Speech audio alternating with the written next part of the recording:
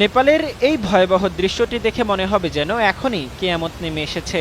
নেপাল ও তিব্বত সীমান্ত সংলগ্ন হিমালয় অঞ্চলে ভয়াবহ আকস্মিক বন্যায় এখন পর্যন্ত অন্তত ৯৭ জন মরদেহ উদ্ধার করা হয়েছে। এখন পর্যন্ত বেড়েই চলেছে মৃতের সংখ্যা। বুধবারের এই বন্যায় রাস্তাঘাট, সেতু, বসতবাড়ি ও বেশ কয়েকটি জলবিদ্যুৎ প্রকল্প ব্যাপকভাবে ক্ষতিগ্রস্ত হয়েছে বলে নিশ্চিত করেছে বার্তা সংস্থা রয়টার্স। বিভিন্ন গণমাধ্যমে নেপালের পর্যটন বোর্ড জানিয়েছে, রসুয়া জেলার বন্যার পর ৩৮৪ জন পর্যটক নিখোঁজ হয়েছেন। তাদের মধ্যে ২৯১ জন বিদেশি এবং ৯৩ জন নেপালি নাগরিক। ফুডেলা একটি নাবিল পণ্য। এছাড়া নিখোঁজদের মধ্যে অন্তত ১০৫ জন ভারতীয় এবং ১২ জন ব্রিটিশ নাগরিক রয়েছেন। প্রাথমিক বিশ্লেষণ অনুযায়ী বরফ ধসের কারণে লেন্ডি নদীর গতিপথ আটকে যাওয়ার পর ভোতেকোশি নদীতে এই আকস্মিক বন্যা সৃষ্টি হতে পারে বলে ধারণা করা হচ্ছে।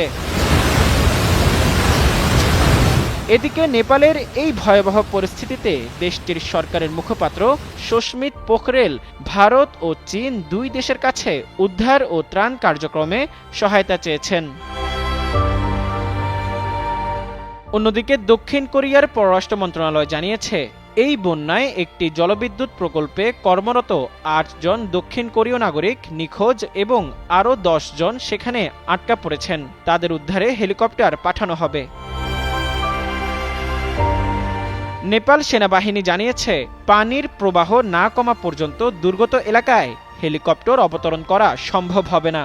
ফলে উদ্ধার কাজ মারাত্মকভাবে ব্যাহত হচ্ছে।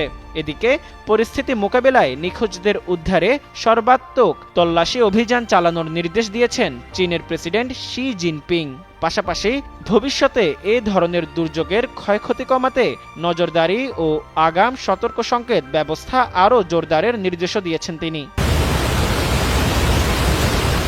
মুজাম্মেল পায়েল, যুগান্তর নিউজ।